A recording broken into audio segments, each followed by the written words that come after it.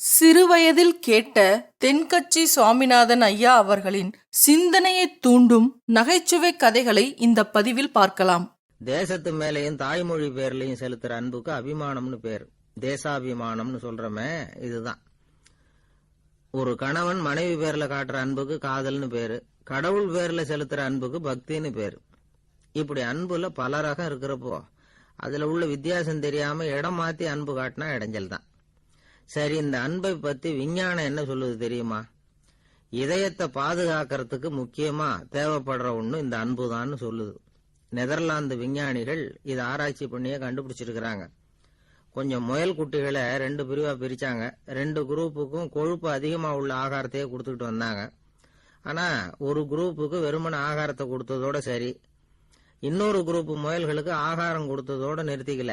அதுக்கு முன்னாடி கூண்டுகளை திறந்து விட்டு முயல்களை கொஞ்ச நேரம் எடுத்து கொஞ்சி விட்டு அதுக்கப்புறமா ஆகாரம் கொடுத்தாராம் ஆராய்ச்சியாளர்.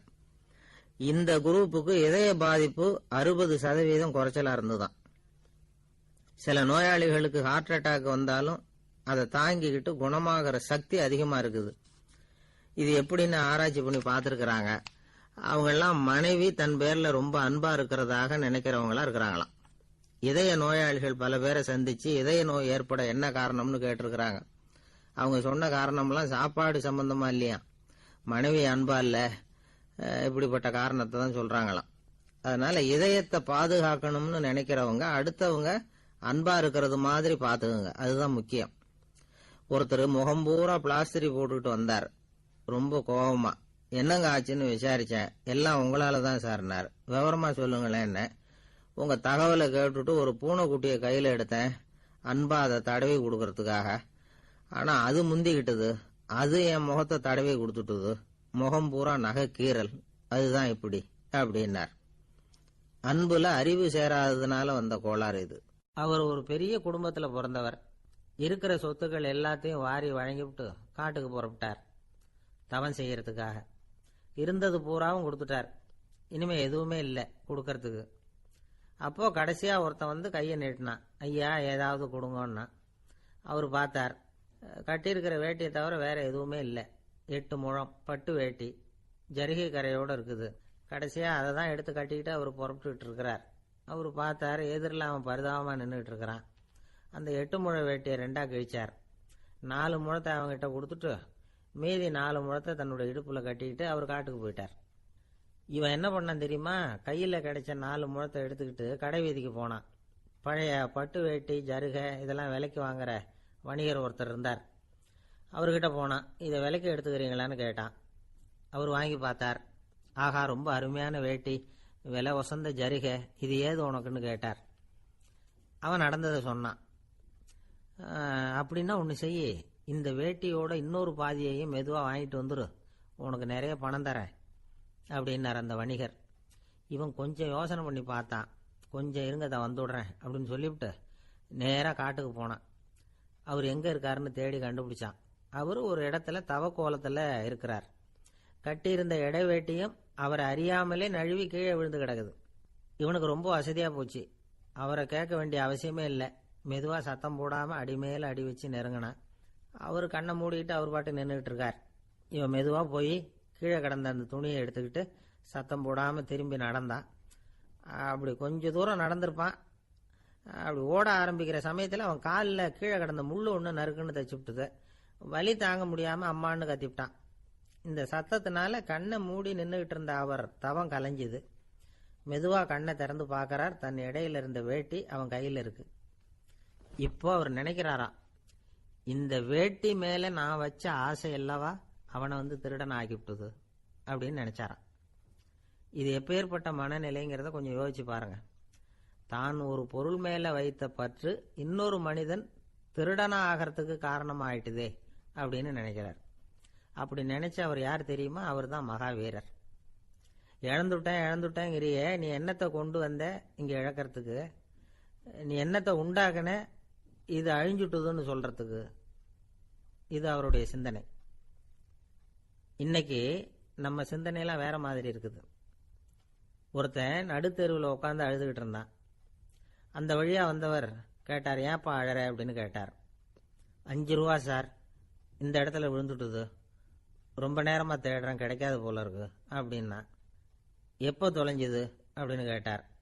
அது எனக்கு தெரியாது சார், பணத்தை தொலைச்சவன் தேடி பார்த்துட்டு போயிட்டான், நான் அவனுக்கு பின்னாடி தேட வந்தவன் அப்படின்னு சொல்லிவிட்டு மறுபடியும் தேட ஆரம்பிச்சானா. அமெரிக்க ஜனாதிபதி ஆப்ரஹாம் லிங்கன் ஒரு நாள் தன்னோட கோச்சு வண்டியில் தலைநகரான வாஷிங்டனுக்கு போயிட்டு இருக்கிறார். கோச்சு வண்டி ஒரு சாலையில் போயிட்டு இருக்கு. அந்த சாலைக்கு ஒரு பக்கத்தில் பயங்கரமான சதுப்பு நிலம். சதுப்பு நிலம்னா அது புதைகுழி, புதை மணல்ங்கிறோம்ல, அது மாதிரி. அந்த சதுப்பு நிலத்தில் யாராவது மாட்டிக்கிட்டா அவ்வளவுதான், ஆளை கொஞ்சம் கொஞ்சமாக உள்ள அமுக்கிவிடும், தப்பிச்சு கரையிறது கஷ்டம். அப்படிப்பட்ட நிலம் அது. ஆப்ரஹாம் லிங்கன் ஏதோ ஒரு முக்கியமான அரசாங்க வேலையாக போயிட்டு திரும்பி வந்துக்கிட்டு இருக்கிறார். அதனால் அந்த சமயத்தில் அவர் விலை உசந்த ஆடைகளை அணிஞ்சிருக்கிறார். அப்படி அவர் அந்த கோச்சு வண்டியில் வந்துக்கிட்டு இருக்கிறாரு. அந்த சமயத்தில் ஒரு காட்சி அவர் கண்ணில் பட்டுட்டுது. என்ன தெரியுமா? ரோட்டுக்கு பக்கத்தில் இருந்த சதுப்பு நிலத்தில் ஒரு இளம் பன்றி குட்டி சிக்கிக்கிட்டு தவிச்சிக்கிட்டு இருக்குது, பரிதாபமாக கத்திக்கிட்டு இருக்குது. அதை பார்த்தார் லிங்கன். அவருக்கு என்ன மாதிரி ஆயிட்டுது. உடனே வண்டியை நிறுத்த சொன்னார், கீழே இறங்கினார். தன்னோட விலை உசந்த ஆடைகளை பற்றி லட்சியம் பண்ணவே இல்லை. தனக்கே ஆபத்து வரலாம்ங்கிறத பற்றியும் கவலைப்படலை. தான் ஒரு குடியரசுத் தலைவருங்கிறத பற்றியும் அவர் நினச்சி பார்க்கல. நேராக அந்த சதுப்பு நிலம் பக்கமாக போனார். அந்த சேத்துல இறங்கி பன்றிக்குட்டியை காப்பாற்றி கரைக்கு கொண்டுட்டு வந்து சேர்த்துட்டார். அதுக்கப்புறம் நிம்மதியாக கோச்சு வண்டியில் ஏறி வெள்ள மாளிகைக்கு வந்து சேர்ந்தார். ட்ரெஸ்ஸு, உடம்பு பூரா சேறு சகதி. பார்க்குறவங்களுக்கெல்லாம் ஆச்சரியமாக போச்சு. அவங்களுக்கு ஒன்றும் புரியல. இவர் நேராக ட்ரெஸ்ஸு மாற்றிக்கிறதுக்காக போனார். கோச்சு வண்டி ஓட்டிகிட்டு வந்தவங்கிட்ட போய் எல்லாரும் கேட்டாங்க, என்ன ஆச்சு அப்படின்னு. அவர் வர்ற வழியில் நடந்த விவரத்தை சொன்னார். ஆப்ரஹாம் லிங்கனுடைய இந்த இறக்க குணத்தை எல்லாரும் பாராட்டினாங்களாம், புகழ்ந்தாங்களாம். ஆனால் இதுக்கு லிங்கன் என்ன பதில் சொன்னார் தெரியுமா? தயவு பண்ணி இந்த புகழ்ச்சியான பேச்சையெல்லாம் ஒதுக்குங்க, அதெல்லாம் வேணாம். அந்த சின்ன பிராணி சகதியில் மாட்டிக்கிட்டு துடிச்சிக்கிட்டு இருந்தது, அதை பார்த்தேன். உடனே என்னுடைய இதயத்தில் ஒரு முள்ளு தைச்சது மாதிரி ஒரு உணர்வு. அந்த முள்ளை பிடுங்கி எறிஞ்சேன், அவ்வளவுதான். உண்மையில் அந்த பிராணிக்கு நான் உதவினேங்கிறத விட எனக்கு ஏற்பட்ட இன்னலை போக்கிட்டேன் அப்படிங்கிறது தான் உண்மை. அதுதான் பொருத்தம். அப்படி இருக்கிறப்போ இதில் புகழறதுக்கு என்ன இருக்குது அப்படின்னாரு ஆப்ரஹாம் லிங்கன். எவ்வளவு யதார்த்தமான வார்த்தைகள் பாருங்க. இந்த காலத்தில் நம்மளையும் பல பேர் அப்படி உண்டு. நீச்சல் தெரியாத ஒரு ஆள் தண்ணியில் இறங்கிட்டான். தண்ணி ஆழம்ங்கிறது அப்புறமா தான் தெரிஞ்சுது. தத்தளிக்க ஆரம்பிச்சுட்டான், வாழ் வாழ்னு கத்துறான். கரையில் நின்றுக்கிட்டு இருந்த ஒருத்தர் இதை பார்த்தார். உடனே அவருக்கு இதயத்தில் முள்ளு தைச்சது மாதிரி ஒரு உணர்வு. உடனே குபீர்னு தண்ணியில் பாஞ்சார். அவரை காப்பாற்றி கரைக்கு கொண்டுட்டு வந்து சேர்த்தார். இதை பார்த்துக்கிட்டு இருந்த இன்னொருத்தர் காப்பாற்றின அந்த ஆளை பாராட்டி புகழ்ந்தார். என்ன புகழாதீங்க சார் அப்படின்னார் அவர். ஏன்னு கேட்டார் இவர். நான் அந்த ஆளை ஏன் காப்பாற்றினேன் தெரியுமா?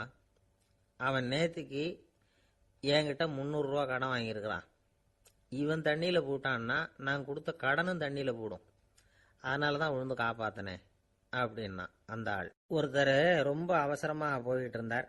எங்கே சார் போகிறீங்கன்னு கேட்டோம். எனக்கு வேண்டியப்பட்ட ஒருத்தருக்கு குழந்தை பிறந்திருக்கிறதாக செய்தி வந்திருக்கு, அதுதான் ஆஸ்பத்திரிக்கு போயிட்டுருக்கேன், பார்த்துட்டு வரலாம்னு அப்படின்னார்.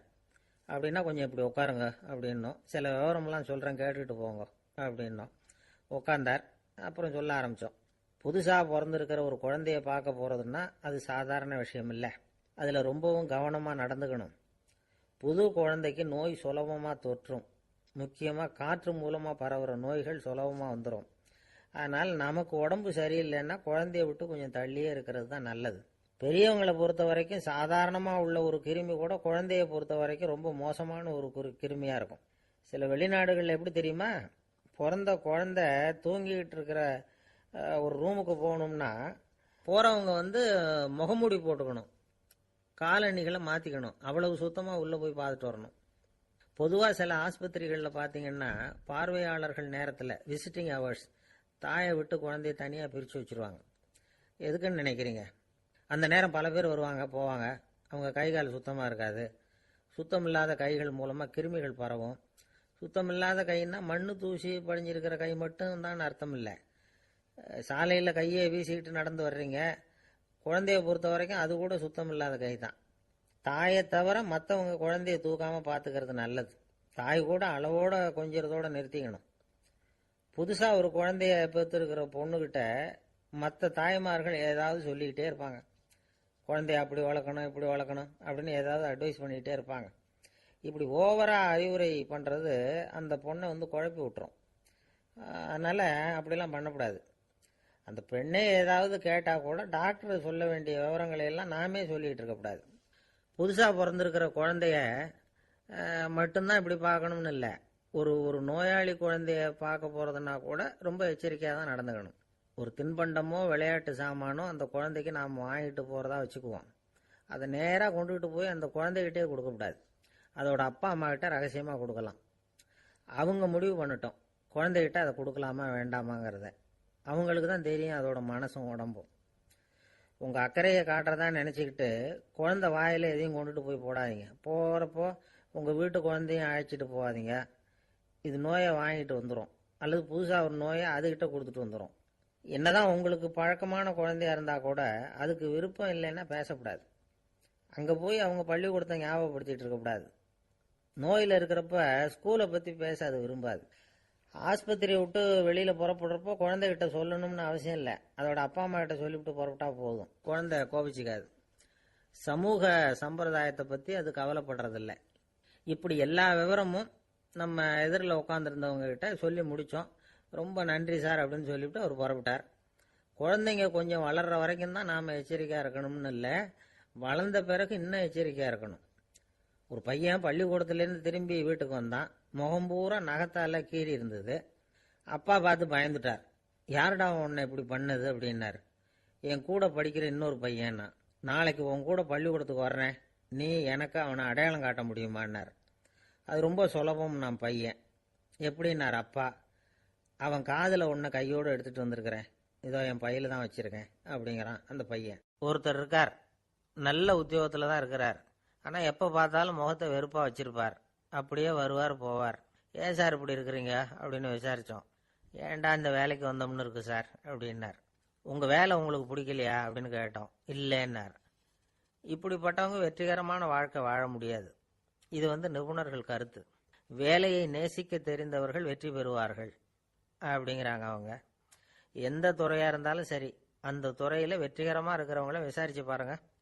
எனக்கு என்னுடைய வேலை ரொம்ப பிடிக்கும் அப்படின்னு சொல்கிறவங்களாக தான் இருப்பாங்க.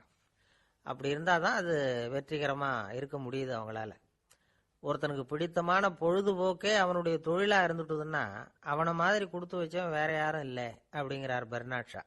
ஒரு தடவை மன்னர் ஹுமாயூன் உயிரை தண்ணீர் முண்டு ஊற்றுகிற தொழிலாளி ஒருத்தர் காப்பாற்றினாராம் அந்த ஹுமாயூன் உயிரை.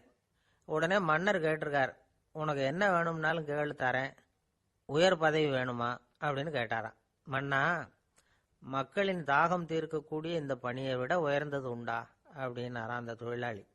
அவரால் அவருடைய வேலையை நேசிக்க முடிஞ்சுது, அதனால் மகிழ்ச்சியாக இருக்க முடிஞ்சுது. நாமெல்லாம் அப்படி இல்லை. வேலை கிடைக்கிற வரைக்கும் கிடைச்சா போதும் அப்படின்னு இருக்கோம். கிடைச்சதுக்கப்புறம் ஏன்டா இந்த வேலைக்கு வந்தோம்னு ரொம்பவும் அழுத்துக்குவோம். சரி, நாம் இருக்கிற இடத்துல நாம் வெற்றிகரமாக இருக்க வழி உண்டா அப்படின்னா உண்டுன்னு சொல்கிறாங்க. அதாவது மன இயல் நிபுணர்கள் இருக்கிறாங்க இல்லையா, அவங்க அதுக்கு முக்கியமாக 6 வழிகள் சொல்கிறாங்க. நீங்கள் ஒரு அலுவலகத்தில் வேலை பார்க்குறவரா அப்படின்னா இதை கேளுங்க. அதாவது உங்கள் மேலதிகாரி எதிர்பார்ப்புக்கு தகுந்த மாதிரி உங்கள் வேலை இருக்குதா? அப்படி இல்லைன்னா முதல்ல உங்கள் வேலையின் தரம் உயரணும். உங்களுக்கு மேலே கீழே வேலை பார்க்குற பணியாளர்கள்கிட்ட நல்ல விதமாக பழகுறீங்களா? அந்த உறவு முறையில் ஏதாவது குறை இருந்தால் அதை கண்டுபிடிச்சி சரி பண்ணுங்க. நம்பிக்கைக்கு உரியவர் அப்படின்னு நீங்கள் பேர் எடுக்கணும். நீங்கள் எடுக்கிற முடிவு நல்ல முடிவாக தான் இருக்கும் அப்படின்னு அடுத்தவங்க சொல்லணும். உங்கள் தோற்றத்துக்கு முக்கியத்துவம் கொடுங்க. இது மனம் உடல் ரெண்டும் சம்பந்தப்பட்டது. அதனால் மனசையும் ஆரோக்கியமாக வச்சுருக்கணும், உடம்பையும் ஆரோக்கியமாக வச்சுருக்கணும். உங்களுடைய நிர்வாகம் செயல்படுற விதத்தை நல்லா புரிஞ்சு வச்சுக்கணும். உங்களுடைய நிர்வாகம் இப்போ ஒரு காரியம் செய்யுதுன்னு வச்சுங்க, ஏன் அப்படி செய்யுது, எதுக்காக அப்படி செய்யுது, அதனுடைய குறிக்கோள் என்ன, அது நீடிக்கிறதுக்கு காரணம் என்ன, இதையெல்லாம் தெரிஞ்சுக்கணும். சிரிப்புக்கு வஞ்சகம் பண்ணக்கூடாது. நல்லா சிரிக்கணும், அப்போதான் அது திரும்ப கிடைக்கும்.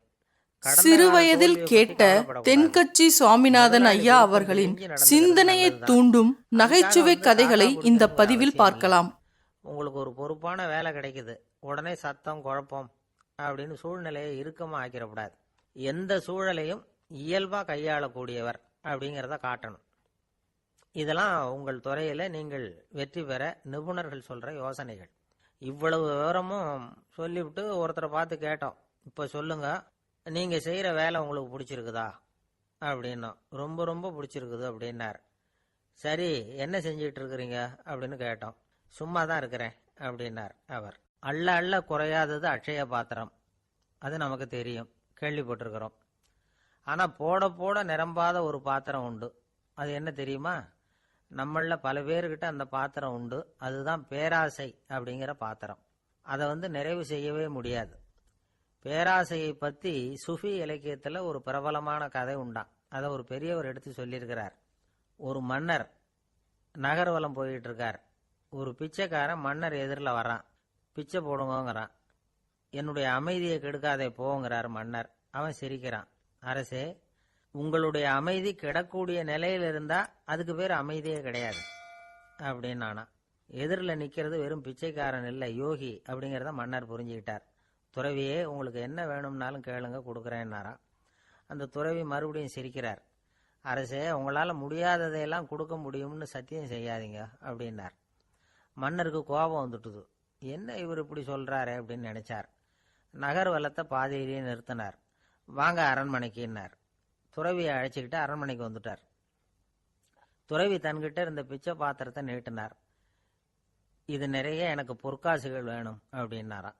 அவ்வளவுதானா, இது ஒரு பெரிய காரியமா அப்படின்னு கையை தட்டினாராம் மன்னர். ஒரு பெரிய தாம்பாளம் நிறைய பொற்காசுகள் வந்து சேர்ந்தது. அதை அள்ளி போட்டார். போட போட அந்த பிச்சை பாத்திரம் நிரம்பவே இல்லை.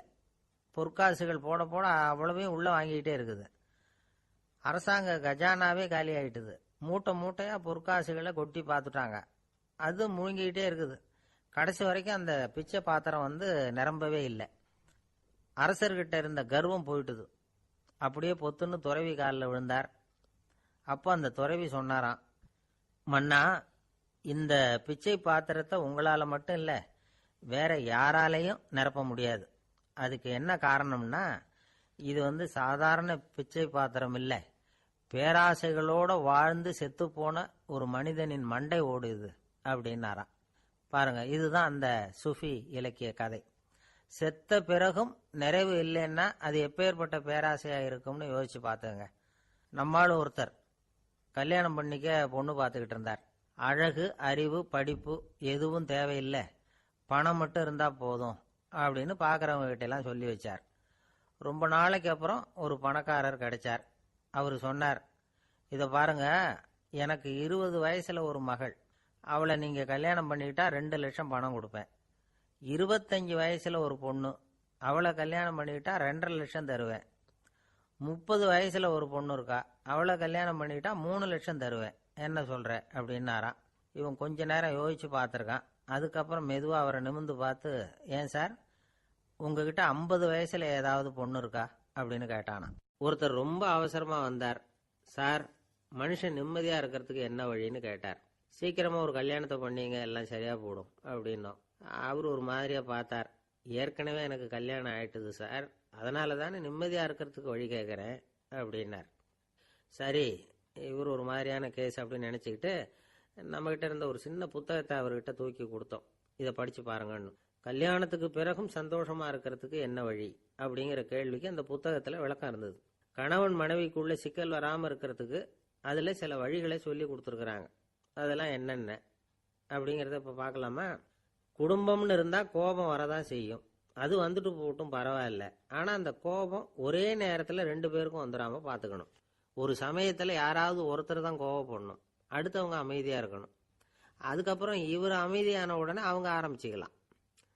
கோபமாக ஏதாவது சொன்னால் உடனே கோபமாக பதில் சொல்லக்கூடாது. கொஞ்சம் பொறுத்து கோபம் தீர்ந்த உடனே அந்த பதிலை சொல்லலாம். அப்போ பதில் கோபமாக இருந்தால் கூட அது அவளுக்கு பெருசாக தெரியாது. அற்ப விஷயத்துக்கெல்லாம் காய்ச்சி மூச்சுன்னு கத்திட்டு இருக்கக்கூடாது. உங்கள் 2 பேருக்குள்ள ஒரு தர்க்கம் ஆரம்பமாயிட்டுதுன்னு வச்சுக்கோங்க. கடுமையாக 2 பேரும் விவாதம் பண்ணுறீங்க. உங்களில் ஒருத்தர் இதில் ஜெயிக்கணும்னா அது நீங்களாக இருக்க வேணாம், அடுத்தவங்க ஜெயிக்கிறதுக்கு நீங்கள் துணையாக இருங்களேன். அப்படின்னா நீங்கள் கொஞ்சம் விட்டு கொடுக்கணும், அவ்வளவுதான். ஏதாவது குத்தம் சொல்லணுமா, செஞ்ச தப்பை சுட்டி காட்டணுமா, விமர்சனம் பண்ணணுமா, பண்ணுங்க, வேணான்னு சொல்லலை. ஆனால் சொன்னதை அப்படி சொல்கிறத வந்து கொஞ்சம் அன்பாக இதமாக சொல்லுங்க. எப்போ நடந்த தவறுகளை எல்லாம் இப்போ போய் மறுபடியும் ஞாபகப்படுத்திட்டு இருக்க வேண்டாம். நான் அப்போவே சொன்னேன் இந்த புடவை வேணாம்னு, நீங்கள் தான் கேட்கல, இப்போ பாருங்கள் கிழிஞ்சு போச்சு இப்படின்னு கத்துனாங்க ஒரு அம்மா. எப்போ சொன்னீங்கன்னு கேட்டால் ஒரு 10 வருஷத்துக்கு முன்னாடி தீபாவளி சமயத்தில் அப்படிங்கிறாங்க. அது என்ன இன்னும் அப்படியே புதுசாகவே இருக்கும்? உங்களுக்கு அவர் தான் பெருசு, அவருக்கு நீங்கள் தான் பெருசு. அதை விட இந்த உலகத்தில் வேற எதுவும் முக்கியம் இல்லைன்னு நினைக்கணும். நீ தான் என்னுடைய உலகம்னு எத்தனை தடவை சொல்லியிருப்பீங்க? அதெல்லாம் வெறும் வசனமாக போயிடக்கூடாது. ஏதாவது ஒரு பிரச்சனையை பற்றி கடுமையாக விவாதம் பண்ணிக்கிட்டு இருக்கீங்க, அதை அப்படியே பாதியில் விட்டுட்டு படுக்கைக்கு போயிடக்கூடாது. சொச்சத்தை நாளைக்கு பேசிக்கலாம்னு. அப்படி போனால் தூக்கம் வராது. பிரச்சனையை ஒரு முடிவு பண்ணிக்கிட்டு அதுக்கப்புறமா தூங்க போகணும். ஒரு நாளில் ஒரு தடவையாவது உங்கள் ஜோடியை பாராட்டி நல்ல விதமாக கனிவாக ஒரு வார்த்தை சொல்லணும் அப்படின்னு தீர்மானம் பண்ணீங்க. ஏதாவது தப்பு பண்ணிவிட்டீங்கன்னா பரவாயில்ல, அதை ஒத்துக்கிறதுக்கும் மன்னிப்பு கேட்கறதுக்கும் தயாராக இருக்கணும். அது ஒன்றும் கேவலம் கிடையாது. வீட்டுக்குள்ளே தானே கேட்க போகிறீங்க, வெளியில் யாருக்கு தெரிய போகுதோ? எப்படியோ உங்களுக்குள்ள ஒரு சமரசம் ஆனால் சரிதான். ஒரு தகராறுன்னு எடுத்துக்கிட்டா குறைஞ்சபட்சம் அதுக்கு 2 பேர் தேவை. தனியாகவே உட்காந்துக்கிட்டு நான் இப்போ தகராறு பண்ணிகிட்டு இருக்கிறேன் அப்படின்னு யாரும் சொல்ல முடியாது. 2 பேர் தகராறு பண்ணுறாங்கன்னா பொதுவாக அந்த 2 பேரில் யார் அதிகமாக பேசுகிறாங்களோ அவங்க பேரில் தான் தப்பு இருக்கும். அதை மனசில் வச்சுக்கணும். இதெல்லாம் தான் அந்த புத்தகத்தில் போட்டிருக்கிற வழிமுறைகள். இவ்வளவும் சரியாக வரலைன்னா அப்புறமா சொல்லுங்கள், வேற புத்தகம் ஏதாவது இருக்கான்னு தேடுவோம். ஒரு கணவன் தன்னுடைய மனைவியை அழைச்சிட்டு ஒரு மனோதத்துவ டாக்டர்கிட்ட வந்தாராம். டாக்டர், எங்களுக்கு கல்யாணம் ஆகி 30 வருஷ காலமாக நாங்கள் ஒரு விஷயத்தில் கூட ஒத்து போனதில்லை அப்படின்னு ஆரம்பித்தார். உடனே அந்த அம்மா குறுக்கிட்டு, அது 30 வருஷம் இல்லை 32 வருஷம் அப்படின்னாங்களாம். சில பேரை இப்படி சொல்கிறது உண்டு. அடுத்தவங்களை அனுசரித்து நடந்துக்க தெரியல, அவன் என்ன சார் மனுஷன் அப்படிம்பாங்க. சக மனிதர்களோட எப்படி பழகிறது அப்படின்னு தெரியாததுனாலேயே பல பேர் இன்னைக்கு சங்கடப்பட்டுக்கிட்டு இருக்கிறாங்க. வசதி வாய்ப்பெல்லாம் சரியாக இருக்கும், ஆனால் வாழ்க்கை சரியாக இருக்காது. இன்னொருத்தர்கிட்ட எப்படி பேசுறது பழகிறதுங்கிறது தெரியாததுனால தான் இந்த அவஸ்தை. சரி, இந்த அவஸ்தை இல்லாமல் வாழறது எப்படி? இதுக்கு அனுபவசாலிகள் சில வழிமுறைகளை சொல்கிறாங்க. அதெல்லாம் என்னென்னங்கிறத இப்போ தெரிஞ்சுக்குவோம். முதல்ல நம்ம நாக்கு நம்ம கண்ட்ரோலில் இருக்கணும். வார்த்தைகளை வந்து கொட்டிவிட்டு அதுக்கப்புறம் அள்ள முடியாமல் கிடந்து கஷ்டப்படக்கூடாது. எப்படி பேசுகிறோங்கிறதும் முக்கியம், பேசுகிறப்ப எப்படி முகத்தை வச்சிருக்கிறோங்கிறதும் முக்கியம். அன்பாக பேசினாலும் நல்லா இருக்கும். அப்படி பேசுகிறப்ப ஆதரவாக அவர் தோள் மேலே ஒரு கையை போட்டுக்கிட்டு பேசினா இன்னமும் நல்லா இருக்கும். 2வது விஷயம், இன்னொருத்தர்கிட்ட பேசுகிறப்ப வாக்குறுதிகளை அள்ளி வீசக்கூடாது. கொடுக்குற வாக்குறுதி குறைச்சலாக இருக்கணும்.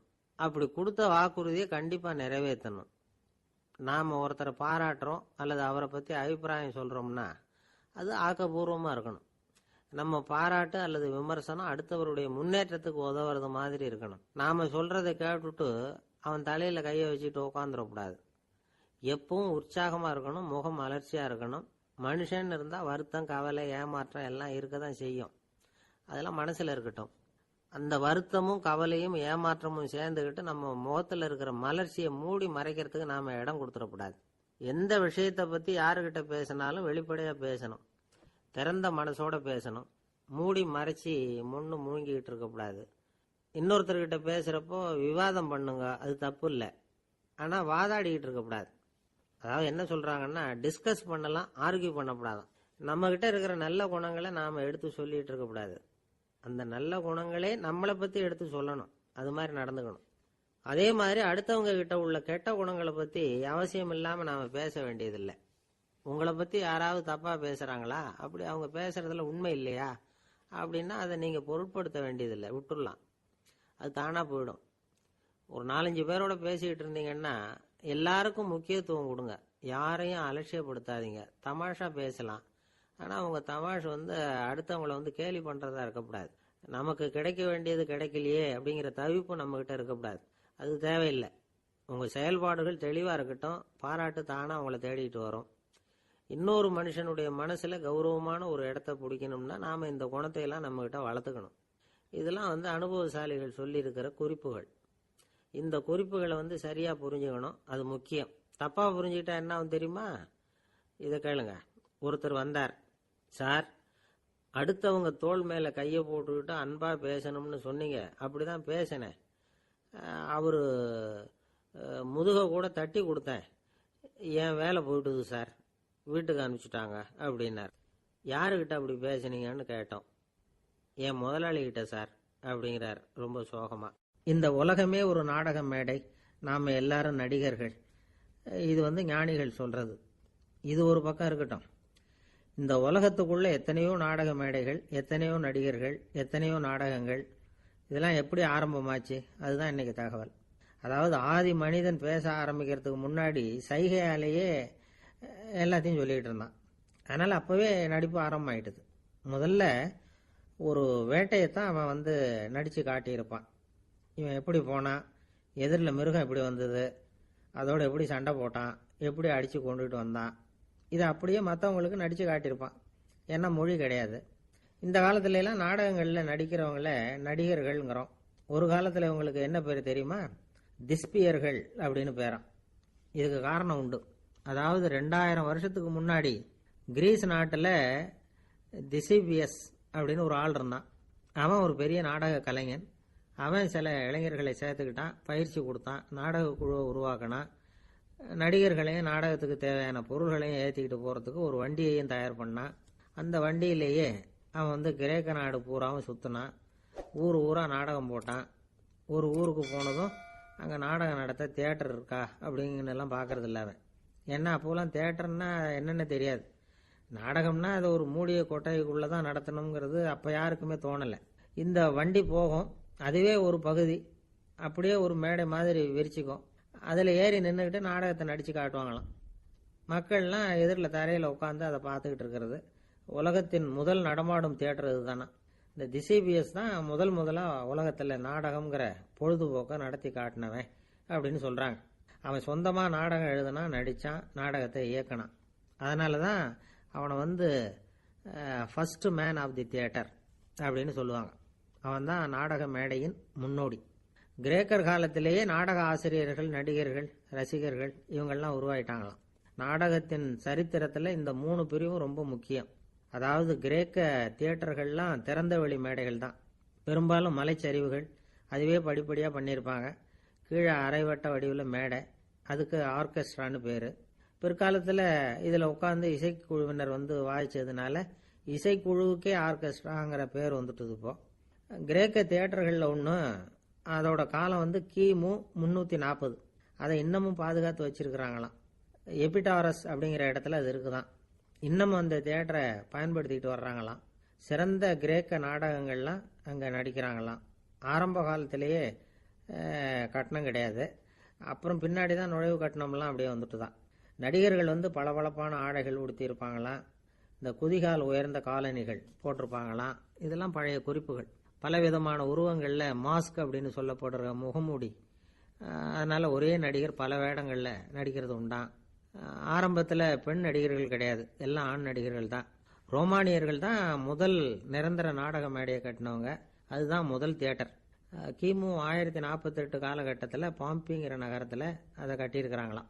கிரேக்க ரோமானிய தியேட்டர்களின் அடிப்படையிலேயே இந்த இத்தாலிய வடிவ அமைப்பாளர்கள் இந்த குதிரை லாட வடிவில் ஒரு ஆடிட்டோரியத்தை உருவாக்கினாங்களாம். இப்படி அதை பற்றி நிறைய தகவல் இருக்குது. 1576 லண்டனில் இந்த வின்ஸ்பர்ரி, அப்புறம் இந்த பில்ட்ஸில், அப்புறம் ஜேம்ஸ் இப்படிங்கிற ஒரு முயற்சியால் தான் இங்கிலாந்தில் முதல் தியேட்டர் உருவாச்சான். அப்படி ஒருத்தர் இருந்தாராம். உலக நாடக மேடையின் வரலாறு இதுதான். அதாவது இப்பெல்லாம் அறிவியல் வளர்ச்சி அதிகமாயிட்டுது. திரைப்படம், தொலைக்காட்சி எல்லாம் வந்தாச்சு. ஒவ்வொரு வீடுமே ஒரு குட்டி தியேட்டர் மாதிரி ஆயிட்டுது. தொலைக்காட்சி முன்னாடி உட்காந்தா எழுந்திருக்கவே மனசு வர்றதில்லை. ஒரு அம்மா ஒரு மனோதத்துவ டாக்டரை தேடிட்டு வந்தாங்களாம் இந்த காலத்தில். டாக்டர், எங்கள் வீட்டுக்காரர் எப்போ பார்த்தாலும் டிவி முன்னாடி உட்காந்துக்கிட்டு அதையே வெறிச்சு பார்த்துக்கிட்டு இருக்கிறார், உத்து பார்த்துக்கிட்டு இருக்கார், எனக்கு சந்தேகமாக இருக்குன்னாங்களாம். இது மனக்கோளாறு இல்லைங்க, ஆர்வக்கோளாறு, அவ்வளவுதான், இதுக்காக பயப்படாதீங்கன்னாராம் டாக்டர். அப்படி இல்லை டாக்டர், டிவி ஓடும் பொழுது நாம் எல்லாம் அதை பார்க்குறோம் சரி, ஆனால் அவர் அப்படி இல்லை, டிவியை நிறுத்தினதுக்கு அப்புறமும் அதையே உத்து பார்த்துட்டு உட்காந்துருக்கிறார், அதனால தான் சந்தேகப்பட்டு உங்ககிட்ட வந்தேன் அப்படின்னாங்களாம். ஒரு சின்ன பையன் வந்தான். அவனை பார்த்து ஒரு கேள்வி கேட்டோம். ஏன்பா உங்க வீட்டுல அம்மா புத்திசாலியா? சிறுவயதில் கேட்ட தென்கட்சி சுவாமிநாதன் ஐயா அவர்களின் சிந்தனையை தூண்டும் நகைச்சுவை கதைகளை இந்த பதிவில் பார்க்கலாம் அப்படிங்கிறான். ஒரு சின்ன பையன் நம்மளை பார்த்து இப்படி கேட்டு விட்டானே அப்படின்னு நினைக்கிறப்போ நமக்கு ஒரு மாதிரி ஆயிடும். அதுக்கப்புறம் தான் இந்த தாத்தா பாட்டிலாம் சொல்கிற ஒரு கதை ஞாபகத்துக்கு வந்தது. அது என்ன கதை தெரியுமா? ஒரு ஊரில் ஒரு அம்மாவும் பிள்ளையும் இருந்தாங்களாம். அந்த மகனுக்கு திடீர்னு தேசாந்திரம் போய் வரணும்னு ஆசை வந்துட்டுது. ஊர் ஊராக போய் சுற்றி பார்க்கணுங்கிற ஆசை. அந்த அம்மாவுக்கு இது பிடிக்கல. மகனை பிரிஞ்சு இருக்கிறதுக்கு அவங்க மனசு இடம் கொடுக்கல. வேணாப்பான்னு சொல்லி பார்த்தாங்க, அவன் கேட்கல. திடீர்னு புறப்படவும் செஞ்சுட்டான். சரி, இனிமே அவனை தடுக்க முடியாதுன்னு முடிவு பண்ணிட்டாங்க அந்த அம்மா. இருந்தாலும் புத்திசாலித்தனமாக ஒரு யோசனை பண்ணாங்க. மகனை கிட்டத்தில் கூப்பிட்டாங்க. அவங்ககிட்ட சொன்னாங்க, இதை பாருப்பா, நீ தேசாந்தரம் போகிறதுன்னு தீர்மானம் பண்ணிவிட்ட, அதை நான் தடுக்கலை, போயிட்டு வந்துடும். ஆனால் போகிறதுக்கு முன்னாடி எனக்கு ஒரு வாக்குறுதி கொடுத்துட்டு போ அப்படின்னாங்க. போகிறப்போ ராத்திரியாக இருந்தாலும் பகலாக இருந்தாலும் சரி, புளிய மரத்து நிழலில் தான் தங்கணும். திரும்பி வர்றப்போ இரவும் பகலும் நீ வேப்ப மரத்து நிழல்லே தங்கணும் அப்படின்னாங்க. சரி, அப்படியே செய்கிறேன்னு சொல்லி வாக்குறுதி கொடுத்தான் பையன். புறப்பட்டு போனான். போகிற வழியில் புளிய மரத்து நிழல்லே தங்கினான், தூங்கினான். அப்படி போய்கிட்டே இருந்தான். 7வது நாள் அவன் உடம்பு சுகமில்லாமல் போயிட்டுது. ரொம்பவும் பலவீனமாயிட்டான். இனிமேல் நடக்க முடியாதுங்கிற நிலைமை வந்துட்டுது. யோசிச்சு பார்த்தான். சரி, இதுக்கு மேலே போக வேண்டாம் அப்படின்னு முடிவு பண்ணிட்டு திரும்பி வர ஆரம்பிச்சிட்டான். திரும்பி வர்றப்போ வழியில் வேப்ப மரத்து நிழல்லையே தங்கி வந்தான். நாளுக்கு நாள் உடம்பு சரியாக வந்துட்டுது. 7வது நாள் வீட்டுக்கு சேர்றான். உடம்பு பழையபடியே கலகலப்பாயிட்டுது. பூரண சுகம். தேசாந்திரம் போன பையன் திரும்பி வந்துட்டானே அப்படின்னு அந்த அம்மா ஆச்சரியப்படலை. ஏன்னா அவங்களுக்கு தெரியும் இப்படி ஆகும்னு. பையன் சீக்கிரமாக திரும்பி வரணுங்கிறதுக்காகத்தான் அவங்க அந்த யோசனையை சொன்னாங்க. என்ன விஷயங்கிறதையும் அவங்களே சொன்னாங்க. மகனே, புளிய மரத்து நிழல் உடம்புக்கு உஷ்ணத்தை கொடுக்கும், சீக்க உண்டாக்கும். அதனால் நீ தொடர்ந்து புளிய மரத்து நிழலில் தங்கினாவே நோய்க்கு ஆளாயிட்ட. அதனால் நல்ல பயணத்தை முடிச்சுக்கிட்டு திரும்பி வரணுங்கிற முடிவுக்கு வந்துட்ட. திரும்பி வர்றப்போ நீ தங்கினது வேப்ப மரத்து நிழல். அது உடம்புக்கு குளிர்ச்சியை தரக்கூடியது, நோயை தீர்க்கக்கூடியது. அதனால் சுகமாக வீட்டுக்கு சேர்ந்துட்ட. உன்னோட தேசாந்திர பயணத்தை தடுக்கிறதுக்காக தான் இப்படி பண்ணினேன் அப்படின்னாங்களாம் அந்த அம்மா. பார்த்தீங்களா அம்மாவோட புத்திசாலித்தனத்தை? அப்பாவாக இருந்தால் இப்படியா பண்ணுவார்? ஒரு அப்பா பையன்கிட்ட 10 ரூபா கொடுத்து இதை எடுத்துக்கிட்டு அடுத்த ஊருக்கு போய் அங்கே இருக்கிற மாமா கிட்ட இதை கொடுத்துட்டு வாடா, வழியில் எங்கேயாவது மரத்தடியில் படுத்து தூங்கி விடாதே அப்படின்னு எச்சரிக்கை பண்ணி அனுப்புனாராம். பையனுக்கு எச்சரிக்கையாக வாழறது எப்படிங்கிறத கற்றுக் கொடுக்கறதுக்காக இப்படி பண்ணார். அவன் பணத்தை வாங்கிக்கிட்டு போனான். அப்பா சொன்னதை மறந்துட்டு ஒரு மரத்தடியில் படுத்து தூங்கிட்டான். அவனுக்கு தெரியாமல் அவன் பின்னாடியே போன அப்பா அவன் கையில் இருந்த அந்த 10 ரூபாயை நைஸாக எடுத்துகிட்டு வந்துட்டார். அவன் பையில் தானே வச்சுருந்தான், அது தெரியாமல் எடுத்துகிட்டு வந்துட்டார். அவன் தூங்கிக்கிட்டு இருக்கான். எடுத்துகிட்டு ஒரு மறுபடியும் வீட்டுக்கு வந்துட்டார். பையன் முழிச்சுக்கிட்டு பையை தடவி பார்க்குறான், பணத்தை காணும். அழுதுகிட்டே திரும்பி வந்தான். அப்பா கிட்ட விஷயத்த சொன்னான். அப்பா சிரிச்சுக்கிட்டே சொன்னார், அதுக்கு தான்ப்பா ஆரம்பத்திலேயே எச்சரிக்கை பண்ணினேன், இனிமேலாவது நீ ஜாக்கிரதையாக இருக்கணும் அப்படிங்கிறதுக்காக தான் இப்படி பண்ணினேன். அந்த பணம் எங்கேயும் போயிடலை, நான் தான் அதை உனக்கு தெரியாமல் எடுத்து வச்சிருக்கிறேன். இதோ பாரு அப்படின்னு சொல்லிக்கிட்டு சைடு பாக்கெட்டில் கையை விட்டா அது ஓட்டையாக இருக்குது. அதை எவனோ ஏற்கனவே கத்திரிச்சு எடுத்துகிட்டு போயிட்டான். இப்போ அப்பா முகத்தில் அசடு வழிஞ்சுதான். ஒரு அரசனும் அமைச்சரும் ஒரு நாள் ரொம்ப சாவகாசமாக பேசிக்கிட்டு இருந்தாங்களாம். அரசன் அமைச்சரை பார்த்து ஒரு கேள்வி கேட்டிருக்கார். ஏங்க அமைச்சரே, ஆசை இல்லாத ஒரு மனுஷனால் இருக்க முடியுமா அப்படின்னு. ஏன் முடியாது, துறவி அப்படிங்கிறவங்கெல்லாம் அப்படிப்பட்டவங்க தானே அப்படின்னாராம் அமைச்சர். அவங்கெல்லாம் உண்மையிலேயே ஆசையை விட்டவங்க தானா அப்படின்னு கேட்டாராம் ராஜா. அப்படி தான் இருக்கணும் அப்படின்னாராம் அமைச்சர். அப்படின்னா ஆசையே இல்லாத ஒரு உண்மையான துறவியை நான் பார்க்கணுமேன்னார். அது என்ன பிரமாதம், அதுக்கு நான் ஏற்பாடு பண்ணுறேன் அப்படின்னு விட்டார் இவர். சொல்லிவிட்டு உடனே புறப்பட்டு போனார். அங்கே இங்கே தேடினார். அப்புறம் தான் அவருக்கு புரிஞ்சுது உண்மை துறவியை கண்டுபிடிக்கிறது எவ்வளவு கஷ்டமான காரியம்னு. இருந்தாலும் ராஜா கிட்ட சொல்லியாச்சே, உண்மை துறவியை காட்டுறேன்னு. இப்போ என்ன பண்ணுறது? ராஜா கிட்ட சொன்னபடி நடக்கலைன்னா அவருக்கு கோபம் வந்துடும். அமைச்சர் ஒரு யோசனை பண்ணார். அவருக்கு ஒரு வழி தெரிஞ்சுது. அதுதான் சரின்னு முடிவு பண்ணார். அதாவது அந்த ஊரில் அவருக்கு தெரிஞ்ச நாடக நடிகர் ஒருத்தர் இருக்கிறார், நல்லா நடிப்பார். அவரை போய் பார்த்தார். இதை பாருப்பா, எனக்காக நீ ஒரு காரியம் செய்யணும்னார். என்னன்னு கேட்டார் அவர். நீ ஒரு துறவி மாதிரி கொஞ்ச நேரத்துக்கு நடிக்கணும். ராஜா உன்னை பார்த்துட்டு போகிற வரைக்கும் நடி, அது போதும். அதுக்காக உனக்கு 10,000 ரூபா தரேன் அப்படின்னார். அவர் எந்த காலத்தில் இவ்வளவு பணத்தை மொத்தமாக பார்த்துருக்கார். அதனால் உடனே சரின்னு ஒத்துக்கிட்டார். அமைச்சர் வந்து அரண்மனைக்கு திரும்பி வந்தார். என்ன அமைச்சரே, இன்னுமா ஒரு உண்மையான துறவி கிடைக்கலன்னார். உண்மையான துறவி ஒருத்தரை இப்போதான் கொஞ்ச நேரத்துக்கு முன்னாடி பார்த்து பேசிவிட்டு வர்றேன். அவர் நம்ம ஊருக்கு வெளியில் குளத்தங்கரையில் உள்ள ஒரு ஆலமரத்துக்கு அடியில் உட்காந்துருக்கிறார் அப்படின்னார் இவர். அப்படின்னா உடனே புறப்படுங்க அப்படின்னார் ராஜா. பரிவாரங்களோடு புறப்பட்டார். அங்கே அந்த மரத்தடியில் அந்த ஆள் வேஷம் போட்டுக்கிட்டு துறவி மாதிரி உட்காந்துருக்கிறான். ராஜா நேராக போனார். அந்த துறவி காலில் பொத்துன்னு விழுந்து வணங்கினார். உடனே ராணியும் அவர் காலில் விழுந்தாங்க. அடுத்தபடியாக அமைச்சர் விழுந்தார். அவருக்கு தெரியும் இது நம்ம ஆள் தான்னு. இருந்தாலும் என்ன பண்ணுறது, நேரம். அப்புறம் பரிவாரங்கள்லாம் துறவி காலில் விழுந்து ஆசீர்வாதம் வாங்கிட்டாங்க. ராஜா அப்புறமா தங்கத்தட்டில் பொண்ணையும் பொருளையும் வச்சு அந்த துறவிகிட்ட ரொம்ப பணிவாக நீட்டுறார். தாங்கள் தயவு பண்ணி இதை ஏற்றுக்கணும் அப்படின்னு வேண்டிக்கிட்டார். அந்த துறவி பற்று இல்லாமல் அதை பார்த்தார். எல்லாத்தையும் திறந்துட்ட எனக்கு இதெல்லாம் எதுக்காக அப்படின்னு சொல்லி அதை மறுத்துட்டாராம். ஆஹா, உண்மையான துறவியை பார்த்துட்டோம் அப்படிங்கிற ஆனந்தம் அரசருக்கு. ரொம்ப நிம்மதியாக திருப்தியாக திரும்பி வந்தார் அரண்மனைக்கு. அதுக்கப்புறம் அமைச்சர் யாருக்கும் தெரியாமல் அந்த துறவிகிட்ட ஓடினார். சொன்ன பிரகாரம் பணத்தை நீட்டினார். இந்தாப்பா, நான் உங்ககிட்ட சொன்னபடி 10,000 ரூபா பணம் எடுத்துக்கோ அப்படின்னார். அந்த ஆள் ராஜா கிட்ட சொன்னது மாதிரியே எல்லாத்தையும் திறந்துவிட்ட எனக்கு இதெல்லாம் எதுக்காக வேணாம் அப்படின்னு விட்டாரான். நடித்த வரைக்கும் போதும்ப்பா, இனிமேல் இந்த நாடக வசனம்லாம் வேணாம், வேஷத்தை கலைச்சிரு, பணத்தை வாங்கிக்கோன்னார். இல்லைங்க, இது வேஷம் இல்லை, இது வசனமும் இல்லை, இது உண்மை. கொஞ்ச நேரம் துறவி மாதிரி நடித்ததுக்கே இந்த தேசத்து ராஜா, ராணி, அமைச்சர், பரிவாரங்கள் எல்லாம் என் காலில் விழுந்து வணங்குறாங்க. அப்படின்னா உண்மையான துறவியாக இருக்கிறது எவ்வளவு பெருமையான விஷயம். நான் உண்மையான துறவியாக ஆக போகிறேன், அப்படி முடிவும் பண்ணிட்டேன் அப்படின்னார் அந்த நடிகர். வேஷம் கூட எப்படிப்பட்ட விளைவுகளை உண்டு பண்ணுது பார்த்தீங்களா. நம்மால் ஒருத்தன் ரொம்ப வசதியாக தான் இருந்தான். ஒரு நாள் அவன் சொத்து பூரா திருட்டு போட்டுது. அதுக்கப்புறம் இவன் துறவி மாதிரி ஆயிட்டான். ஊர் ஊராக சுற்றினான். ஒரு குருநாதரை தேடி கண்டுபிடிச்சான். அவர்கிட்ட சீடனா சேர்ந்துக்கிட்டான். அவனை பார்த்து ஒருத்தர் கேட்டார், நீ உண்மையான சீடன் தானான்னு. இல்லைங்க, சீடன் மாதிரி நடிச்சுக்கிட்டு இருக்கிறேன் அப்படின்னா. அது குரு துரோகம் இல்லையா அப்படின்னு கேட்டார் அவர். இல்லைங்க, நான் பண்ணது குரு துரோகம் இல்லை, என் குரு பண்ணது தான் துரோகம். என்னுடைய பணத்தை கொள்ளையடிச்சது இவர் தான். அதை எங்கே வச்சிருக்காருன்னு கண்டுபிடிக்கிறதுக்காக தான் இவர்கிட்ட வந்து சீடனா சேர்ந்துருக்கிறேன் அப்படின்னா. ஒரு ஆள் இருந்தான், நிறைய பணம் சம்பாதிச்சான். ஆனால் செலவு பண்ண மனசு வரல, கருமி. அவன் என்ன பண்ணா, சேர்த்த பணம் பூராவையும் ஒரு மரத்தடியில் புதைச்சி வச்சிருந்தான். வாரத்துக்கு ஒரு தடவை அந்த மரத்தடிக்கு வருவான். புதைச்ச இடத்த ஆவலோடு பார்த்துக்கிட்டு இருப்பான். அதுக்கப்புறம் போயிடுவான். அவ்வளவுதான். ஒரு நாள் ஒரு திருடன் வந்தான். இவன் புதைச்சி வச்சிருந்ததெல்லாம் எடுத்துகிட்டு போட்டான். இது தெரிஞ்சு போச்சு. அந்த கருமி புலம்ப ஆரம்பிச்சிட்டான். இவன் புலம்பலை கேட்டதும் அக்கம் பக்கத்தில் இருந்தவங்கெல்லாம் ஓடி வந்தாங்க. என்ன விஷயம்னு விசாரிச்சாங்க. இவன் சொன்னான். ஒரு பெரியவர் கேட்டார், ஏப்பா, வாரம் வந்து இந்த இடத்த பார்க்கறதாக சொன்னியே, எப்போவாவது இதில் இருக்கிற பணத்தை எடுத்து செலவு பண்ணியிருக்கியா அப்படின்னு கேட்டார்.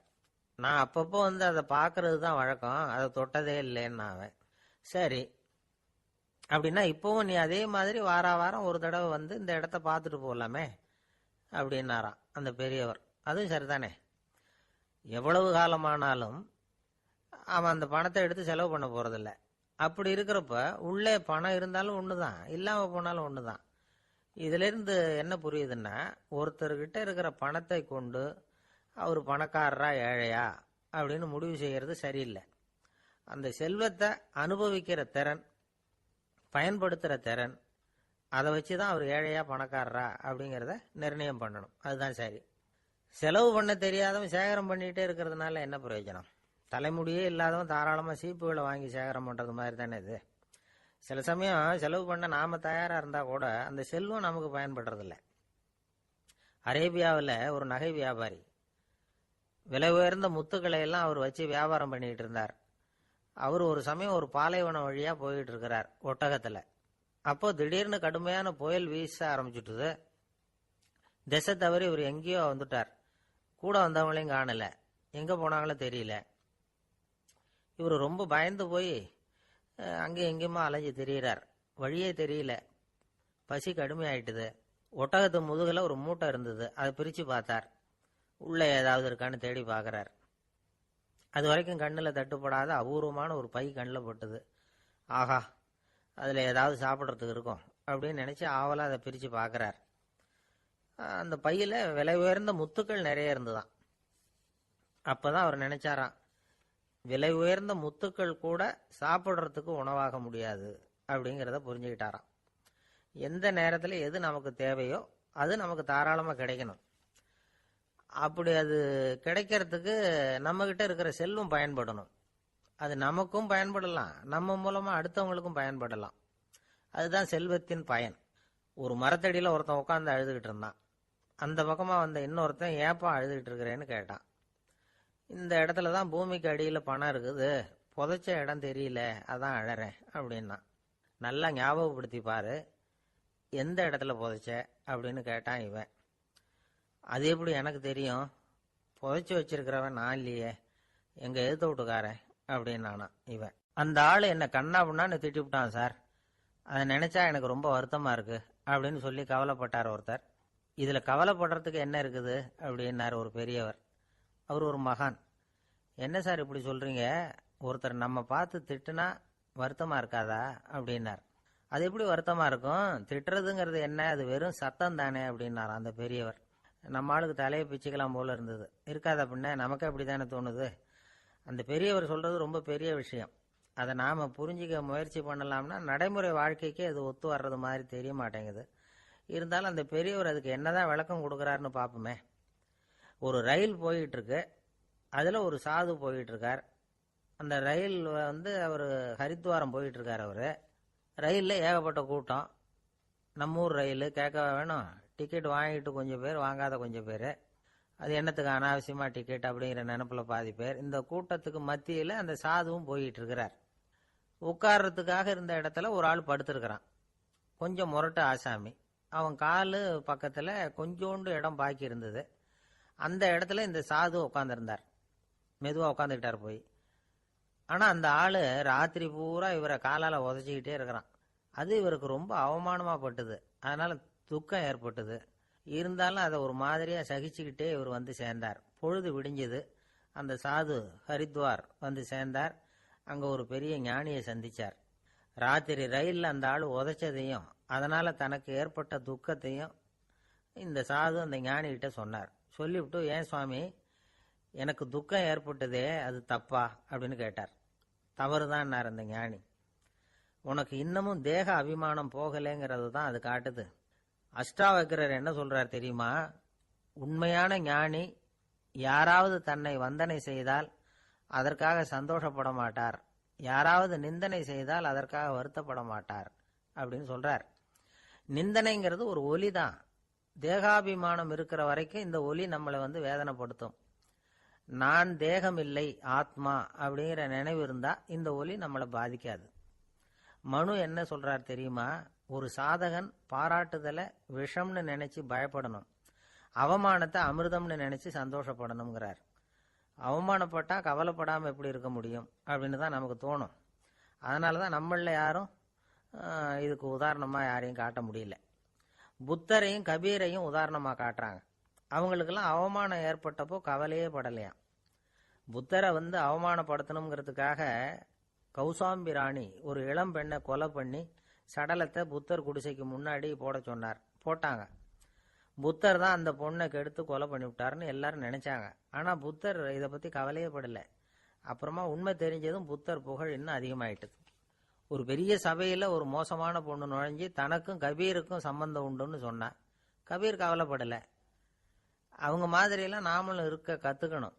நிந்தனை, அபகீர்த்தி, அவமானம் எல்லாம் ஆண்டவன் கொடுக்கிற பிரசாதம்னு நினைக்கணும் அப்படின்னு சொல்றார் அந்த ஞானி. இதை கேட்ட இந்த காலத்து ஆசாமி ஒருத்தர், நான் கூட அப்படிதான் சார், யாராவது அவமானப்படுத்தினா கவலைப்பட மாட்டேன். நேத்து கூட ஒருத்தர் என்ன பலார்னு அரைஞ்சுட்டார், நான் கொஞ்சம் கூட கவலைப்படலை, பேசாம வந்துட்டேன்னார். ஏன் அப்படி வந்துட்டீங்க அப்படின்னு. அவர் அரைஞ்சதுலேயும் ஒரு அர்த்தம் இருந்தது, அதனால தான் அப்படி வந்துட்டேன்னார்.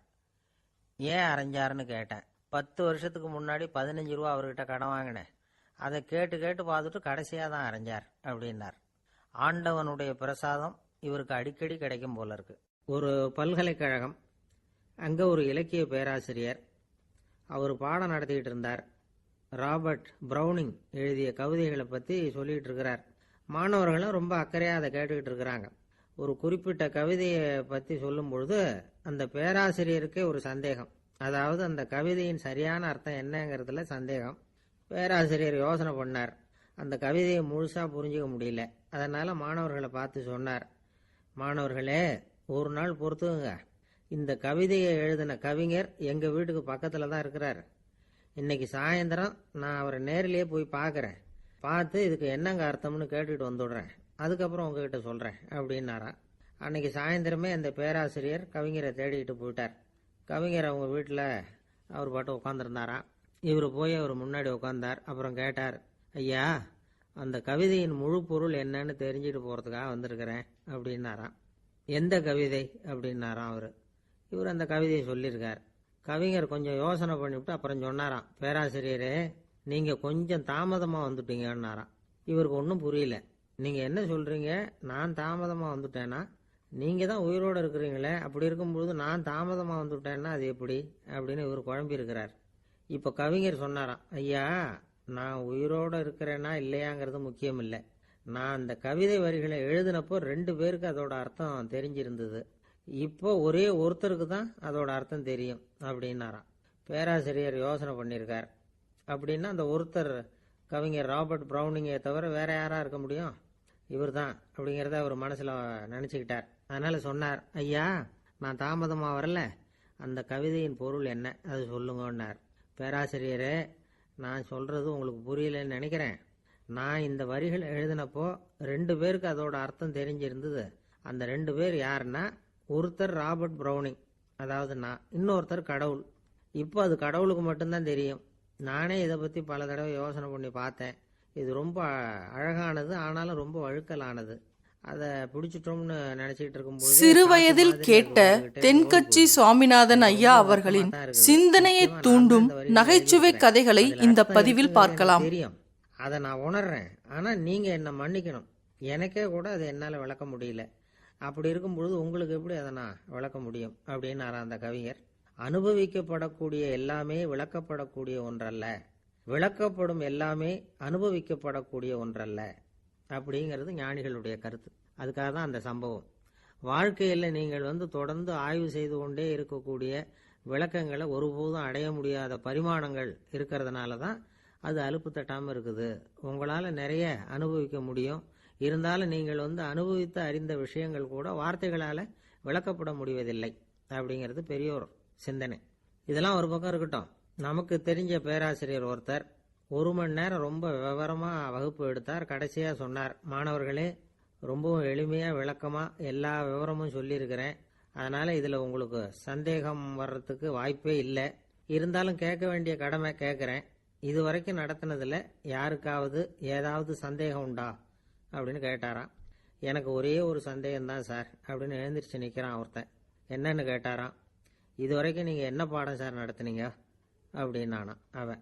அம்மாக்காரங்களுக்கு அடிக்கடி ஏற்படுற கவலை ஒன்று உண்டு. அதாவது குழந்தை சரியாக சாப்பிட மாட்டேங்குதே அப்படிங்கிற கவலை. இவங்கெல்லாம் ஒரு விஷயத்த நல்லா புரிஞ்சுக்கணும். குழந்தைகள்ங்கிறவங்க பெரியவங்க மாதிரி இல்லை. அவங்க கடிகாரத்தில் மணியை பார்த்துட்டு சாப்பிட்றதுக்கு உட்கார்ற ரகம் கிடையாது. பசிச்சா சாப்பிடுவாங்க, இல்லைன்னா விளையாடுவாங்க அல்லது தூங்குவாங்க. அது புரியாமல் அவங்கள கட்டாயப்படுத்தி அல்லது மிரட்டி சாப்பிட வைக்கிறது ரொம்ப தப்பு. ஒரு 8 மாத குழந்தைக்கு 3 மணி நேரத்துக்கு ஒரு தடவை பசிக்கும். அந்த நேரம் பார்த்து சாப்பாடு கொடுத்தா அடம் பண்ணாமல் அது பாட்டுக்கு சாப்பிட்றோம். அதே குழந்தைக்கு 1 வயசு ஆகிறப்போ 4 மணி நேரத்துக்கு ஒரு தடவை பசிக்கும். இந்த வயசில் இயற்கையாகவே பசி குறைஞ்சிருக்கும். அது புரியாமல் என் குழந்தை முன்னாடி மாதிரி இப்போ சரியாக சாப்பிட மாட்டேங்கிறான் அப்படின்னு சில பேர் டாக்டர்கிட்ட போய் சொல்லிக்கிட்டு இருப்பாங்க.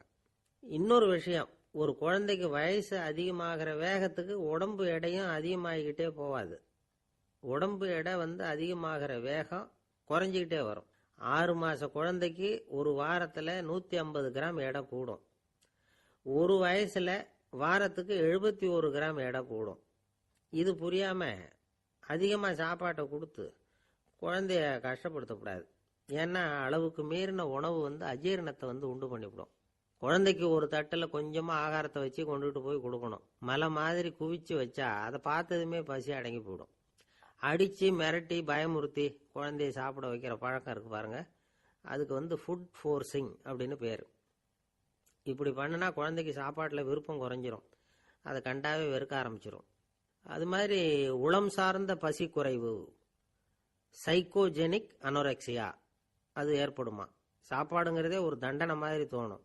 குழந்தைகளுக்கு பிடிச்ச மாதிரியான ஆகாரத்தை கொடுக்கணும்.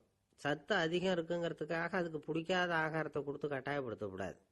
குழந்தைகளுக்கு 2 வயசு ஆகிறப்போ இயற்கையாகவே எதிர்மறை குணம் உண்டாகும். அதாவது அந்த எதிர்மறையா பேசுறது, இது மாதிரி சமயங்கள்ல நாம என்ன சொல்றோமோ அதுக்கு நேர்மாறா நடந்துக்கும். ஏட்டிக்கு போட்டி, சாப்பிட சொன்னா விளையாட போவோம், விளையாட சொன்னா சாப்பாடு கேட்கும். இதை புரிஞ்சுக்கிட்டு நடந்துக்கணும். குழந்தை சொன்ன பேச்சை கேட்கலேன்னு கோவப்படக்கூடாது. குழந்தை வளர வளர பிடிவாத குணம் வர்றது சகஜம். கேட்டதை வாங்கி கொடுத்தாதான் சாப்பிடுவேன் அப்படின்னு பிடிவாதம் பண்ணும். வாங்கி கொடுத்து விடுறது தான் உத்தமம். நீங்களும் அதுகிட்ட பிடிவாதம் பண்ணிட்டு இருக்கக்கூடாது. ஏன்னா கேட்டது கிடைக்கலையேங்கிற ஏமாற்றம் கூட குழந்தையோட பசியை குறைச்சிரும். கேட்டது கிடைச்சுட்டா பசி அதிகமாகும். கொடுத்ததை மளமளன்னு சாப்பிட்றோம். குழந்தைகளுக்கு கண்ட கண்ட நேரத்தில் சாப்பிட்றதுக்கு எதையாவது வாங்கி கொடுத்துக்கிட்டு இருந்தா சாப்பாட்டு நேரத்தில் சாப்பிடாம அடம் பண்ண ஆரம்பிச்சிடும். பள்ளிக்கூடம் போகிற பிள்ளைங்க காலை உணவை சரியாக சாப்பிட மாட்டாங்க. அச்சம், அவசரம், பரபரப்பு இதெல்லாம் தான் காரணம். பள்ளிக்கு புறப்படுறதுக்கு ஒரு 3/4 மணி நேரத்துக்கு முன்னாடியே சாப்பாடு போட்டுருங்க, அது சரியாக போடும். படிக்கிற குழந்தைகள் உடல் சோர்வு, மனச்சோர்வு இது காரணமாக கூட சாப்பிட மறுக்கிறது உண்டு. இப்போ உதாரணமாக சாயந்தரம் விளையாடி விட்டு வீட்டுக்கு வந்ததும் சாப்பிட சொன்னால் வேணாம்பாங்க. இது உடல் சோர்வு. ரொம்ப நேரம் வீட்டு பாடங்களை செஞ்சு முடித்த கையோடு சாப்பிட சொன்னாலும் அவங்களால சரியாக சாப்பிட முடியாது. இது உளச்சோர்வு, அதாவது மனச்சோர்வு. இதை தவிர குழந்தைகளுக்கு உடல் நலக்குறைவு ஏற்பட்டால் கூட சாப்பிட மறுக்கிறது உண்டு. சில மருந்து மாத்திரைகள் கூட பசியை குறைச்சிரும். அதனால் சரியாக தெரிஞ்சுக்கிட்டு குழந்தைகளை சாப்பிட வைக்கணும். அது புரியாமல் கையில் சாப்பாட்டு தட்டை வச்சுக்கிட்டு குழந்தைகளை விரட்டிக்கிட்டு அலையக்கூடாது. ஒரு சின்ன பையன் சொன்னான், எங்கள் அம்மா சாப்பாடு போடுறது தெரிஞ்சா நான் உடனே வீட்டை விட்டு வெளியில் ஓடி போடுவேன் அப்படின்னா. ஏன் அப்படி பண்ணுறேன்னு கேட்டோம். எங்கள் அப்பா கூட அது மாதிரி தான் சார் பண்ணுவார் அப்படிங்கிறான். பந்திக்கு முந்தர ஆசாமிகள் நம்மள பல பேர் உண்டு. அப்படி முந்தறதுக்கு கூட முயற்சி பண்ணுறவங்க நிறைய பேர் இருக்கிறாங்க. இதில் என்ன ஒரு விஷயம்னா, பந்திக்கு முந்தறது கூட தப்பு இல்லை. ஆனால் அப்படி ஒரு விருந்தில் ஆளாக போய் உட்காந்து சாப்பிட்டா கூட வெளியில் வர்றப்ப என்ன பெரிய விருந்து வச்சுட்டான், சாம்பாரில் உப்பு இல்லை, ரசத்தில் காரம் இல்லை அப்படின்னு குறை சொல்லிகிட்டே வர்றது இருக்கு பாருங்க, அது சரியில்லை, நாகரிகமும் இல்லை. கல்யாண பத்திரிகையில் என்ன போட்டிருக்குது, என் பொண்ணுக்கும் இன்னார் பையனுக்கும் கல்யாணம், எல்லாரும் குடும்பத்தோடு வந்திருந்து மணமக்களை ஆசீர்வதிக்கணும், இப்படி தானே போட்டிருக்கோம். குடும்பத்தோடு விருந்து சாப்பிட்டு சாப்பாடு எப்படி இருக்குன்னு அபிப்பிராயம் சொல்லிவிட்டு போங்க அப்படின்னா போட்டிருக்கு கல்யாண பத்திரிகையில். ஒருத்தர் வீட்டு விசேஷத்துக்கு போயிருக்கோம்னா எவ்வளவோ அசௌகரியங்கள் நமக்கு ஏற்படலாம். ஏராளமான கூட்டம் வந்திருக்கும். எல்லாரையும் அவங்க தனித்தனியாக கவனிச்சுக்கிட்டு இருக்க முடியாது. நாம தான் அனுசரித்து நடந்துக்கணும். நாமளாக போய் வாழ்த்த வேண்டியவங்களை வாழ்த்தி விட்டு சேரணும். அதை விட்டுட்டு பத்திரிக்கை கொடுத்தானேன்னு போனேன், கவனிப்பே சரியில்லை அப்படின்னு புலம்பிக்கிட்டு இருக்கக்கூடாது. ஒரு விருந்துக்கு போனால் அங்கே எப்படி நடந்துக்கணும் அப்படிங்கிறத பற்றி கூட அனுபவசாலிகள் சில விவரங்கள்லாம் சொல்லியிருக்கிறாங்க. இந்த காலத்தில் கல்யாணம், பிறந்த நாள், அது இதுன்னு நிறைய விருந்துகள் நடக்குது. அதெல்லாம் எதுக்காக? மனித உறவுகளை வளர்த்துக்கிறதுக்காக தான், வேற எதுக்கு? ஒரு விருந்துக்கு போனால் அமைதியாக பொறுமையாக போய் உட்காரணும். அடித்து பிடிச்சிக்கிட்டு இடத்த பிடிக்க போகிறேன் அப்படின்னு நிற்கக்கூடாது. முதல் பந்தி நடந்துக்கிட்டு இருந்தால் அது முடிஞ்சு இலை எடுத்து சுத்தம் பண்ணதுக்கு அப்புறம் போய் உட்கார்றது தான் நாகரீகம். இலை எடுக்கிறதுக்கு முன்னாடியே அங்கே போய் உட்காந்தா நல்லா இருக்காது. நீங்கள் சாப்பிட்டுட்டு உட்காந்துருக்கீங்களா, சாப்பிட்றதுக்கு உட்காந்துருக்கீங்களா, பார்க்குறவங்களுக்கு சந்தேகம் வந்துடும். அதே மாதிரி இலையில எல்லா ஐட்டமும் பரிமாறினதுக்கு அப்புறம் சாப்பிட ஆரம்பிக்கணும். ஒவ்வொரு ஐட்டமாக வைக்க வைக்க நாம் பாட்டுக்கு எடுத்து உள்ளே தள்ளிகிட்டே இருந்தோம்னா எதை வச்சோம் எதை வைக்கலன்னு பரிமாறினவரே குழம்பி போயிடுவார். ஏன்னா எப்போ பார்த்தாலும் இலை காலியாகவே இருக்கும். சாப்பிட்றப்போ உங்கள் சாப்பாட்டையே நீங்கள் கவனிக்கணும். அடுத்தவங்க இலையில என்ன இருக்குது, பக்கத்தில் இருக்கிறவர் எதை அதிகமாக சாப்பிட்றார், இதெல்லாம் நமக்கு என்னத்துக்கு? எல்லாரும் சாப்பிட்டு முடிக்கிற வரைக்கும் பொறுமையாக இருக்கிறது தான் நல்லது. நீங்கள் மட்டும் திடீர்னு பாதியில் எழுந்திரிச்சு பக்கத்தில் இருக்கிறவங்களுக்கு சங்கடமாக இருக்குமேங்கிறதெல்லாம் யோசிக்காமல் நீங்கள் பாட்டு எழுந்திரிச்சு போகக்கூடாது. பக்கத்தில் உள்ளவங்க உங்களை எழுந்திரிக்க சொன்னால் எழுந்திரிச்சு போகலாம். விருந்துகளில் சாப்பாட்டை வீணாக்கிறதே ஒரு நாகரிகமாக போட்டுது. இந்த காலத்தில் சாப்பாட்டுக்கே கஷ்டப்பட்டுக்கிட்டு பல பேர் இந்த உலகத்தில் இருக்கிறப்போ சாப்பாட்டை வீணாக்கிறது எவ்வளவு பெரிய மோசங்கிறத நினச்சி பார்க்கணும். வேணுங்கிற அளவுக்கு கேட்டு வாங்கி சாப்பிட்றது தான் முறை.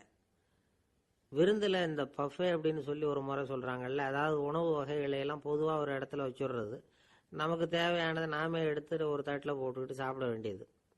இதில் கூட சில பேர் தேவைக்கு அதிகமாக எடுத்து போட்டுக்கிட்டு வீணாக்குறாங்க. சில சமயம் கடைசியாக சாப்பிட போகிறவங்களுக்கு எல்லா ஐட்டமும் கிடைக்காம போகலாம். அதை போய் பெருசு பண்ணிகிட்டு இருக்கக்கூடாது. என்ன சார், இந்த அளவுக்கு கூடவா நாகரிகம் தெரியாமல் இருக்கிறோம், இதை போய் பெருசாக சொல்ல வந்துட்டீங்களே அப்படின்னு நினைக்கலாம். ஒருத்தர் 2 பேருக்கு இந்த விவரம் தேவைப்படலாம். அவங்க காதலையும் இது விழட்டுமேங்கிறதுக்காக தான் இது.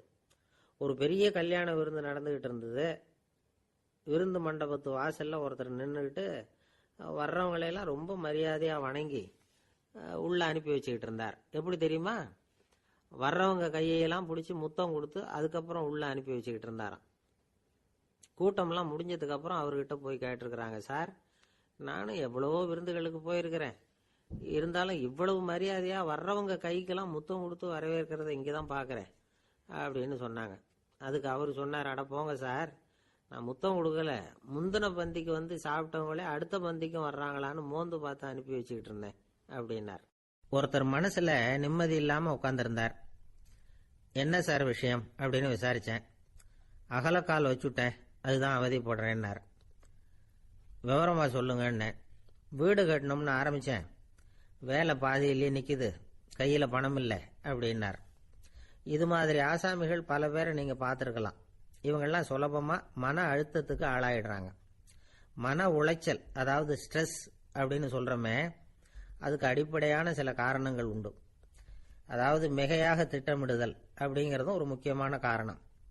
நடைமுறை சாத்தியம் என்னங்கிறத மனசில் வச்சுக்கிட்டு எந்த திட்டத்தையும் தீட்டணும், அப்போ தான் அது சரியாக வரும். 2வது காரணம் என்ன தெரியுமா? ஒரே நேரத்தில் பல்வேறு செயல்களில் ஈடுபடுறது. தொலைபேசியில் பேசிக்கிட்டே கையில் இருக்கிற கடிதத்தை படிச்சுக்கிட்டே எதிரில் உட்காந்துக்கிட்டு இருக்கிறவருக்கும் அப்பப்போ பதில் சொல்லிக்கிட்டு மனசில் பல்வேறு சிந்தனைகளை அப்படியே ஓட விட்டுக்கிட்டு இருக்கிறது, இதுவும் மன அழுத்தத்தை உண்டாக்குது. 3வது காரணம், எதிலையும் வெற்றி மட்டும் எதிர்பார்க்குற ஒருதலைபட்சமான ஆர்வம். நாம் தொட்டதெல்லாம் வெற்றியாகவே முடியணும் அப்படின்னு எதிர்பார்க்குறவங்க ஏதாவது ஒன்றில் தோல்வியை கண்டா தோண்டு போயிடுறாங்க. எப்படியும் முடியலாம்ங்கிற எண்ணம் ஏற்கனவே நமக்குள்ளே இருந்துட்டுதுன்னா அந்த அவஸ்தை வராது. அதனால் அதுவும் நம்ம வளர்த்து கொள்ள வேண்டிய ஒரு குணம். மன உளைச்சல் ஏற்படுறதுக்கு இன்னொரு காரணம், எதையும் வேகமாக செஞ்சுடணும் அப்படிங்கிற துடிப்பு. அந்த துடிப்பே மனசை அழுத்த ஆரம்பிச்சிடும். எந்த ஒரு காரியத்திலையும் தாமதமோ இடையூறோ ஏற்பட்டால் அதை பொறுத்துக்கிற மனப்போக்கம் வேணும்.